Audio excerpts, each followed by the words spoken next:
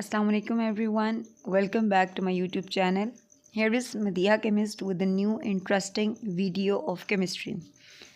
जी तो students, lecture start करने से पहले आपको याद दिलाती जाऊँ कि मेरा चैनल आपने अभी तक सब्सक्राइब नहीं किया तो पहले जाके उसको सब्सक्राइब करें। मेरी वीडियो को लाइक ज़रूर कीजिएगा अगर अच्छी लगे, कोई मजबूरी नहीं है। अगर अच्छी लगे पहले पूरी सुनें, अगर कोई आपको इन्फॉर्मेटिव लगे तो ज़रूर लाइक करें और शेयर करना मत भूलें।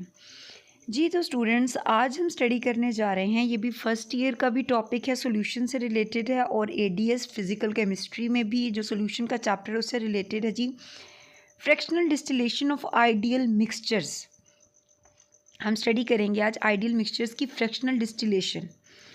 तो जी पहले हम फर्स्ट स्लाइड की तरफ जाते हैं। हमें पहले पता हो, ऑफ कोर्स हमें पता हो कि डिस्टिलेशन किसे कहते हैं। तो स्टूडेंट, जब हम दो लिक्विड्स को बॉइलिंग पॉइंट्स की बेस पे सेपरेट करते हैं तो उसको डिस्टिलेशन कहा जाता है। तो डिस्टिलेशन और फ्रैक्शनल डिस्टिलेशन में फिर क्या फ़र्क हुआ? सिंपली जब हम डिस्टिलेशन की बात करते हैं तो हम कहते हैं हमने दो लिक्विड्स हैं उनको उनके बॉइलिंग पॉइंट्स की बेस पे सेपरेट किया, लेकिन जो गैप होता है दोनों लिक्विड्स में वो एटलीस्ट 50 डिग्री। मतलब आपने एक लिक्विड ए लिया हुआ है जिसका बॉइलिंग पॉइंट है 200 और लिक्विड बी लिया हुआ है जिसका बॉइलिंग पॉइंट है 100। तो जब 100 डिग्री पे आप आपने हीट दी, अब जब इस मिक्सचर को, ये दोनों लिक्विड का ए और बी का मिक्सचर है, जब आप हीट देंगे तो क्या होगा, 100 डिग्री जब टेम्परेचर आएगा तो बी जो कि जिसका बॉइलिंग पॉइंट 100 डिग्री है वो बॉयल होगा, वेपर्स आगे जाके हम लिक्विफाई कर लेंगे, अलहदा कर लेंगे। तो इस तरह बी सेपरेट हो गया। फिर हम हीट देते जा रहे हैं, जब टेम्परेचर हुआ 200 डिग्री तो ए का क्योंकि बॉइलिंग पॉइंट है 200, तो ए फिर क्या करेगा, 200 डिग्री पे ए के वेपर्स बनेंगे और उनको हम सेपरेट कर लेंगे, लिक्विफाई कर लेंगे। तो हम कहते हैं कि कम से कम क्या गैप हो बॉइलिंग पॉइंट्स में, 50 डिग्री का। लेकिन फ्रैक्शनल डिस्टिलेशन का मतलब है कि जब दो कंपोनेंट्स हैं, दो मिक्सचर में जो दो लिक्विड्स हैं उनमें जो बॉइलिंग पॉइंट में डिफरेंस है वो 50 डिग्री से कम हो, तो फिर हम डिस्टिलेशन करते हैं फ्रैक्शंस में, थोड़े थोड़े पार्ट्स में। कैसे, वो हम अभी आगे देखेंगे। तो फ्रैक्शनल डिस्टिलेशन का स्टूडेंट्स मतलब ये हुआ कि हम दो मिसिबल लिक्विड्स को सेपरेट करेंगे on the basis of their difference in their boiling points, और हम क्या करेंगे, बार बार डिस्टिलेशन करेंगे। फ्रैक्शनल मतलब कि हम बार बार डिस्टिलेशन करेंगे, जो हमें थोड़ी थोड़ी फ्रैक्शंस मिल रही हैं उनको हम सेपरेट करते जाएंगे।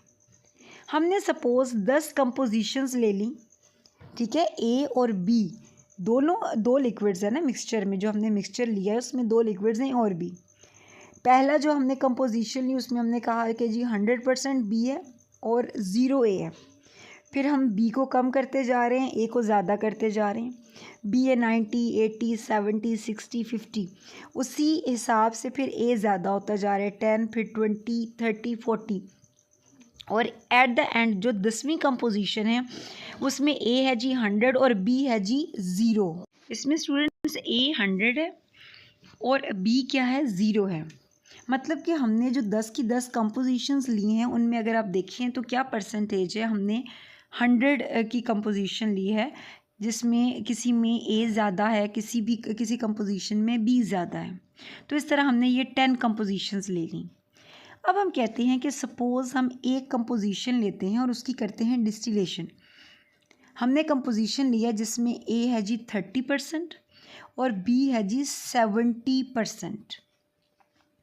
ए 30% है, बी 70%, हमने ये कंपोजिशन ली, ठीक है जी।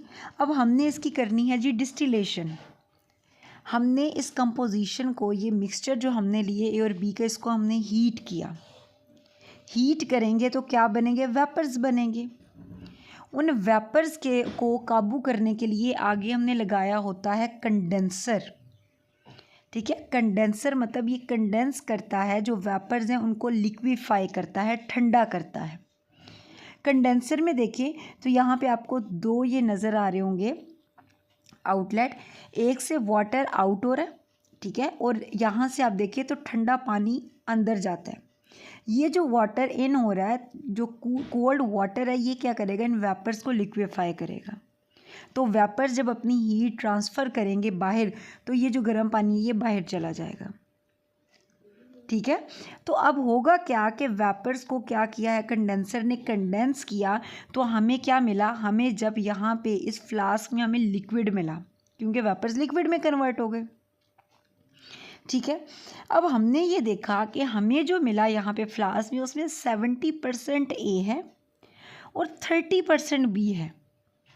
हमने तो लिया था 30% ए और 70% बी, लेकिन हमने देखा कि जब बॉयल हुआ, ठीक है, वेपर्स आए, वेपर्स जब लिक्विफाई हुए, तो लिक्विफाई होने के बाद हमें फ्लास्क में 70% ए के वेपर्स मिल रहे हैं। मतलब कि ए क्योंकि ज़्यादा वोलेटाइल है, मतलब हमने ये जो दोनों ए और बी दोनों लिक्विड्स लिए हुए हैं मिक्सचर में, उनमें ए ज़्यादा वोलेटाइल है बी की निस्बत, इसलिए हमें ए के वेपर्स बी की निस्बत क्या मिले, ज़्यादा मिले। ए 70% मिल रहा है और बी कितना, 30%। लेकिन हमने तो कम्प्लीटली सेपरेट करना है ए और बी को। ठीक है, तो इसका मतलब है अब यहाँ पे हमें 70% ए हमारे पास आ गया है। ए क्योंकि ज़्यादा वोलेटाइल है, तो इसका मतलब है कि इसका बॉइलिंग पॉइंट क्या होगा, कम होगा। कोई भी लिक्विड स्टूडेंट्स जो कि क्या होगा, मोर वोलेटाइल होगा। वोलेटाइल होने का मतलब है कि जल्दी वेपर्स बनते हैं, जल्दी उड़ना शुरू, मतलब वेपोराइज होना शुरू हो जाता है लिक्विड। तो इसका मतलब है कि उसे कम हीट चाहिए वेपर्स की फॉर्म में कन्वर्ट होने के लिए। तो इसका मतलब है जो लिक्विड जितना ज़्यादा वोलेटाइल है, उतना उसका बॉइलिंग पॉइंट क्या होता है, उतना उसका बॉइलिंग पॉइंट होता है जी कम। तो ए इस केस में देखिए तो इसका बॉइलिंग पॉइंट कम है। कम जब हमने हीट दी तो जल्द ही ए के वेपर्स बनना शुरू हो गए थे, जिनको हमने क्या कर लिया, लिक्विफाई कर लिया। तो हमने देखा फ्लास्क में 70% ए है, 30% बी है। हम अगेन डिस्टिलेशन करेंगे, फिर हीट करेंगे। ठीक है, फिर हीट करने पे हमें क्या मिलेंगे, वेपर्स मिलेंगे। उन वेपर्स को हम फिर क्या करेंगे, कंडेंसर से गुजारेंगे। कंडेंसर से गुजारा तो वो वेपर्स हुए लिक्विफाई। तो अब हमें क्या मिला, अब हमें 95% ए मिला और कितना मिला, 5% बी मिला। 95% ए और 5% बी कंपोनेंट। अब देखिए फ्रैक्शंस में हो रही है डिस्टिलेशन। पहले हमने डिस्टिलेशन की, ये हमें फ्रैक्शन मिल रही है जिसमें 70% ए है। फिर अगेन हमने इसी की डिस्टिलेशन की, फिर वेपर्स हुए, कंडेंस हुए, लिक्विफाई हुए। अब हमने देखा कि अब हमें जो मिला वो 95% ए और 5% बी है। इसका मतलब है बाकी बी पीछे है।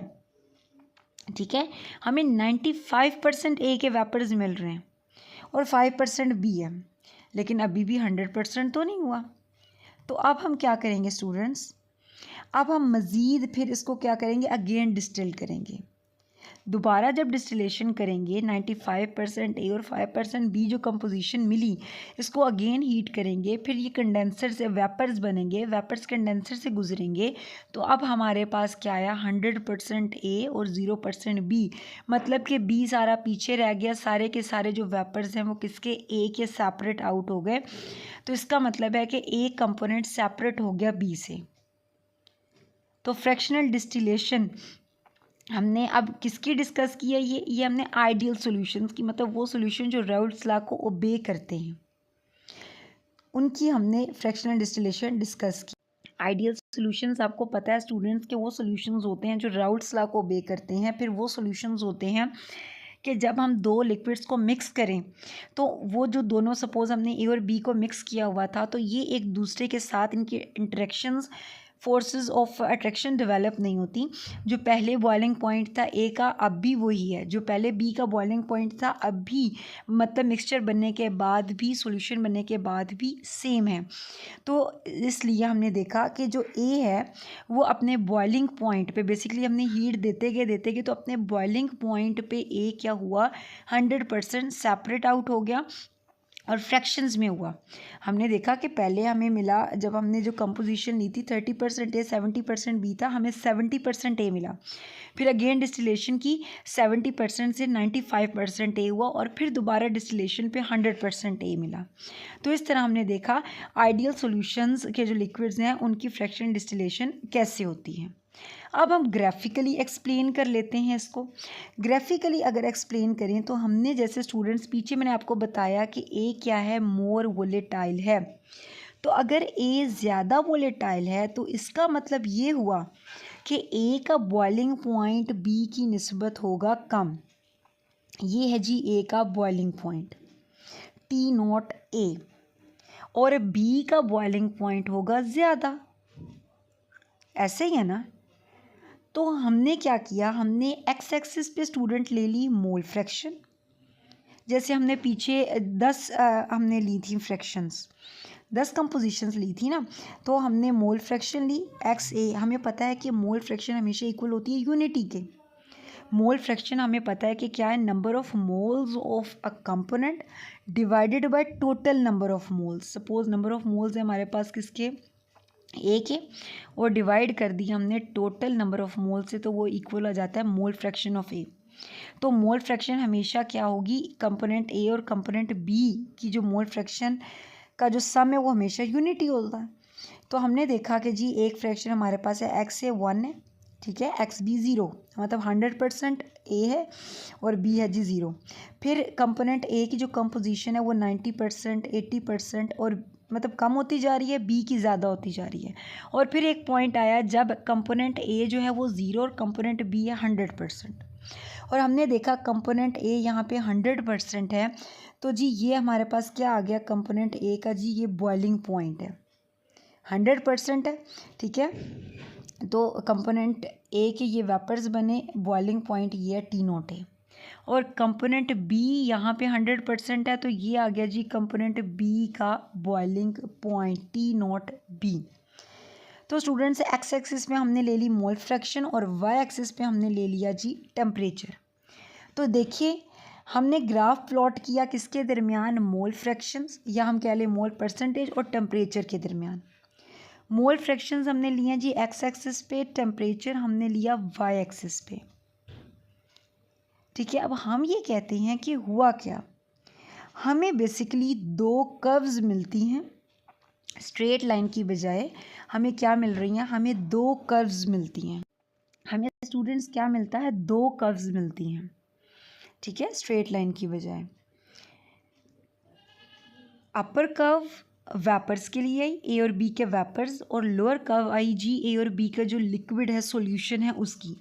क्योंकि आपको पता है स्टूडेंट्स, जब हम करते हैं फ्रैक्शनल डिस्टिलेशन, तो जब हम बॉयल करते हैं लिक्विड को तो पहले क्या बनते हैं, वेपर्स बनते हैं। ये हमने पीछे पढ़ा भी, जब हम हीट करते हैं तो पहले बनते हैं वेपर्स, और फिर उन वेपर्स को जब हम कंडेंस करते हैं तो लिक्विड में की फॉर्म में वो कन्वर्ट हो जाते हैं। तो इसलिए हमें क्या मिली, हमें स्ट्रेट लाइन की बजाय हमें मिलती हैं जी दो कर्व्स। ये आगे जी वेपर की कर्व और ये आगे जी लिक्विड की कर्व नीचे वाली। ये मैंने यहाँ पे शो भी किया हुआ है। ऊपर वाली जी वेपर की कर्व है जो कि शो करी है कि जी इस पॉइंट पे ए और बी के कितने वेपर्स हैं, इस पॉइंट पे ए और बी के कितने वेपर्स हैं, ठीक है। किसी भी पॉइंट पे हमें पता चल जाएगा, अगर हम देखना चाहें जी इस पॉइंट पे हमें पता चल जाएगा कितने वेपर्स हैं, ए के कितने % है, बी के कितने वेपर्स हैं। और जो दूसरी कर्व हमें लोअर कर्व मिली, ये मिली हमें जी लिक्विड की, ठीक है। यहाँ से हमें अंदाज़ा हो जाएगा कि जी लिक्विड फॉर्म की कंपोजिशन क्या है, मतलब हमारे पास किसी भी पॉइंट पे जो ए और बी है उसकी लिक्विड कंपोजिशन कितनी है। समझ आ रही है बात। तो इस तरह हमें क्या मिली, हमें दो कर्व्स मिल गए। अब हम ये कहते हैं कि जी ए जो कंपोनेंट है वो बी की निस्बत ज़्यादा वोलेटाइल है। तो वही जैसे मैंने पहले बात की कि ए का जो बॉइलिंग पॉइंट है वो बी की निस्बत क्या होगा, कम होगा। ये तो 3 पॉइंट्स हमने यहाँ पे एक्सप्लेन कर लिया, हमने देख लिया कि जी एक्स एक्सिस पे क्या है, वाई एक्सिस पे क्या है।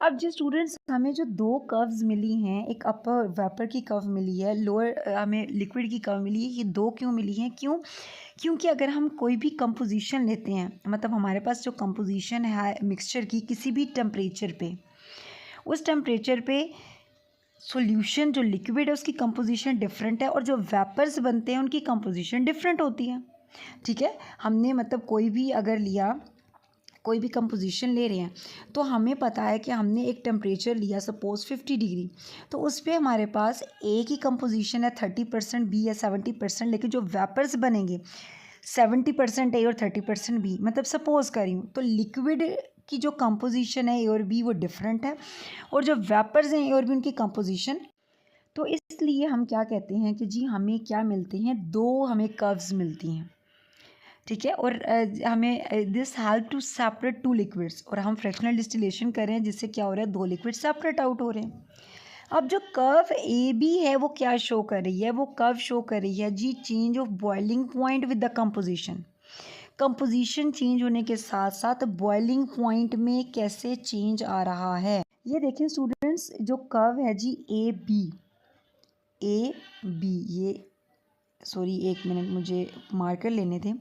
ये जो कर्व है स्टूडेंट ए बी, ये अब देखेंगे तो समझ आ गई, ऊपर वाली कर्व है जी वेपर की, नीचे वाली आ गई लिक्विड की, और ये हमने जो दरमियान में लगाई है ये क्या शो कर रही है, ये शो कर रही है कि कंपोजिशन के चेंज होने के साथ साथ बॉइलिंग पॉइंट में कैसे चेंज आ रहा है। लाइक अगर मैं कंपोजिशन लेती हूँ 70% ए है और 30% बी है, तो इसका बॉइलिंग पॉइंट कुछ और होगा, ठीक है। अगर मैं लेती हूँ सॉरी यहाँ पे देखिए, अगर मैं कंपोजिशन लेती हूँ 60% ए और 40% बी, तो ये देखिए ना, ये टेम्परेचर को शो करेगी, इसका ये देखें ये बॉइलिंग पॉइंट है, इसका बॉइलिंग पॉइंट ये है। अगर मैं कंपोजिशन लेती हूँ 40% ए 60% बी, इसका बॉइलिंग पॉइंट क्या होगा, डिफरेंट होगा, ठीक है। और आपको नज़र आ रहा है ए कम हुआ बी ज़्यादा हुआ, तो कंपोनेंट बी अगर ज़्यादा है तो क्या होगा, मिक्सचर का जो बॉइलिंग पॉइंट है वो भी क्या हो रहा है, चेंज हो रहा है। तो कंपोजिशन का बॉइलिंग पॉइंट में चेंज आ रहा है, तो वो हम शो कर रहे हैं इस ए बी लाइन से। अब स्टूडेंट्स हमने क्या कहा कि हम कहते हैं कि जी हम देखते हैं, सपोज हमने टेम्परेचर लिया T1, ठीक है। T1 टेम्परेचर पे हम देखते हैं जी कंपोजिशन हमने कौन सी देखनी है, ये हमारे पास आ गई कंपोजिशन X1 की मोल फ्रैक्शन कितनी है, ए कंपोनेंट है जी 28%, देखिए पूरा 30 नहीं है और 20 भी नहीं है, दरमियान में 28% है, और बी कितना है 72% है, ठीक है, समझ आ रही है। हमने टेम्परेचर T1 टेम्परेचर पे हमने क्या लिया जी, X1 कंपोजिशन हमने देखनी है। तो अब हम देखेंगे, जब हमने स्टूडेंट्स इसको हीट किया, ठीक है, X1 कंपोजिशन को, जो कि थी ए था 28%, 72% बी था, जब हमने इस कंपोजिशन को T1 टेम्परेचर दिया, हीट किया, तो लिक्विड स्टेट में तो हमें नज़र आ रहा है कि ये देखिए कंपोजिशन ये है, लेकिन जब हीट करने पे वेपर्स बने, इस लाइन को जब हम वेपर की कर्व के साथ ज्वाइन करें तो कहाँ पे जाके ये टच करती है, इस पॉइंट पे। तो हमने देखा कि इस जो मोल फ्रैक्शन के, इस कंपोजिशन के T1 टेम्परेचर पे हीट करने पे जो वेपर्स बने उनकी कंपोजिशन ये देखिए डिफरेंट है। वेपर्स को जब हमने ये देखिए डिस्टिल्ड किया तो इनकी कंपोजिशन देखिए, तो ए है 68% और बी है 32%। ऐसा क्यों है, क्योंकि ए ज़्यादा वोलेटाइल है एज़ कम्पेयर टू बी, तो ए के वेपर ज़्यादा बने बी की निस्बत, और इसको हम रिप्रेजेंट कर रहे हैं X2 से। ये जो हमारे पास आई है, ये देखिए ना, जैसे हमने पहले बात की, हमारे पास ये जो कंपोजिशन थी, इसको जब हमने T1 टेम्परेचर पे हीट किया तो लिक्विड फॉर्म में तो ये हमारे पास कंपोजिशन है X1, लेकिन हीट करने पे जो वेपर्स बने, ये हमने देख लिया, वेपर्स लाइन को हमने, ये जो लाइन है इसको हमने टच किया वेपर की कर्व से, तो वेपर्स की कंपोजिशन हमने देखी, जब वेपर्स को हमने लिक्विफाई किया तो 68% ए और 32% बी है।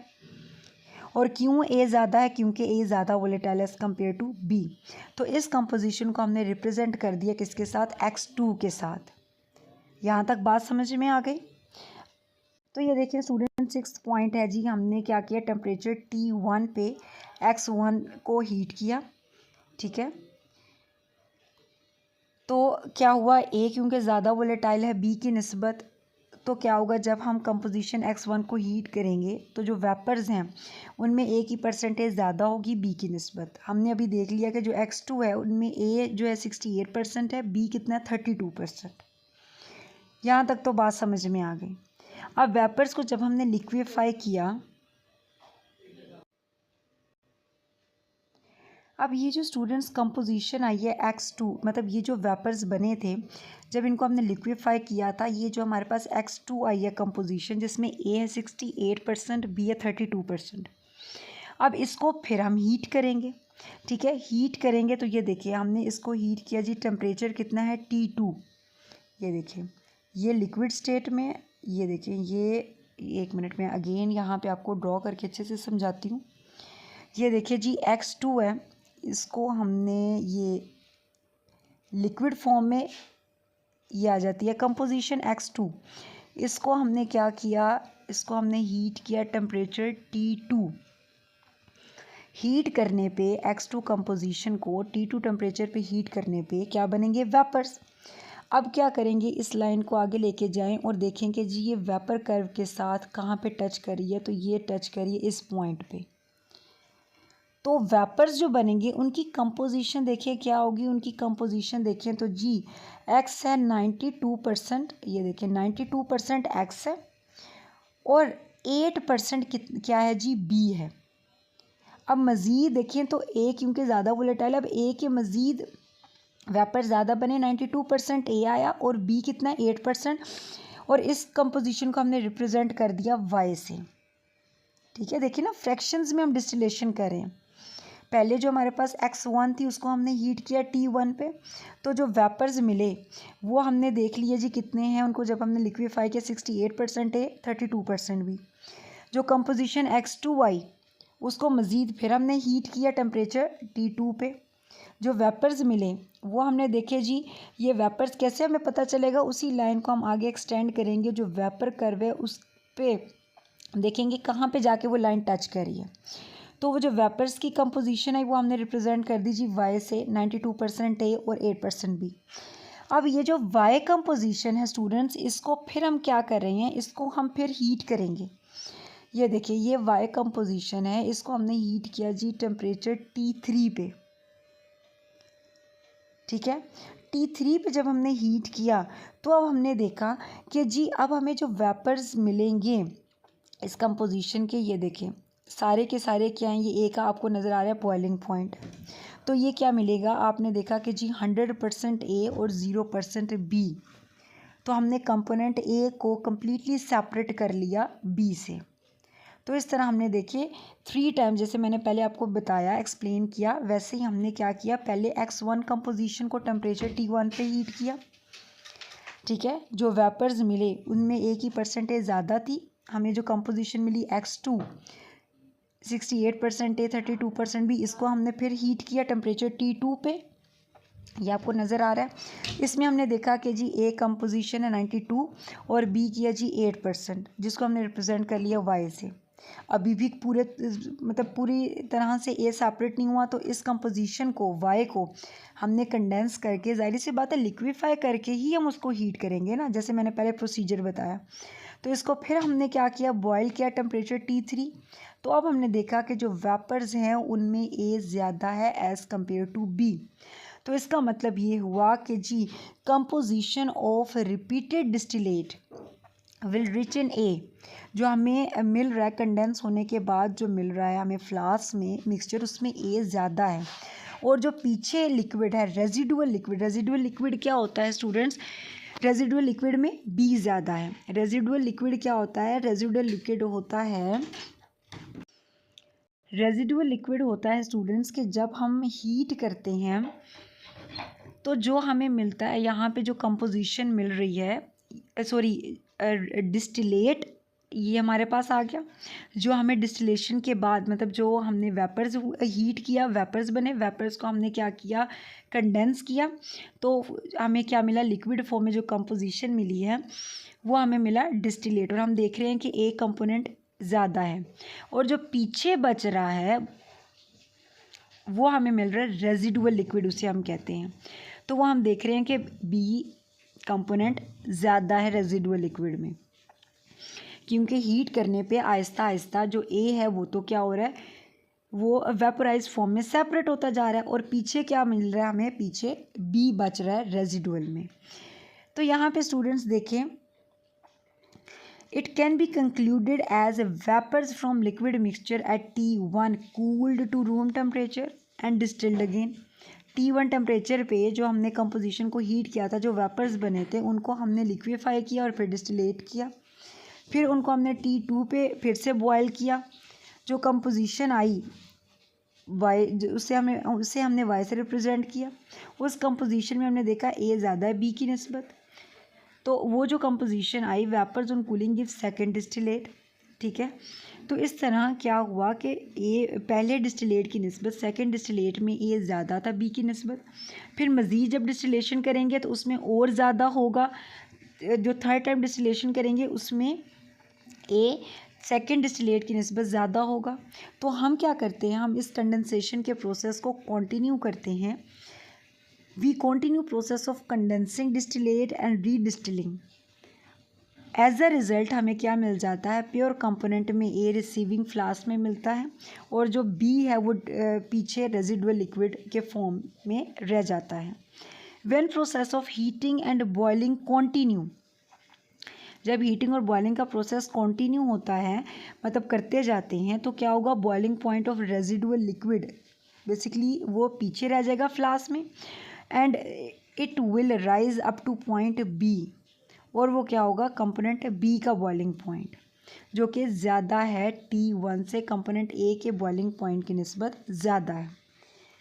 तो इस तरह हमने पहले ए को कंपोनेंट को सेपरेट कर लिया बॉइलिंग पॉइंट की बेस पे, और फिर क्या होगा, फिर जब हम हीट करते जाते हैं फिर बी को हम क्या कर लेंगे, इसी तरह सेपरेट आउट कर लेंगे। ए सेपरेट होगा और फिर उसके बाद बी को हम क्या कर लेंगे, सेपरेट कर लेंगे।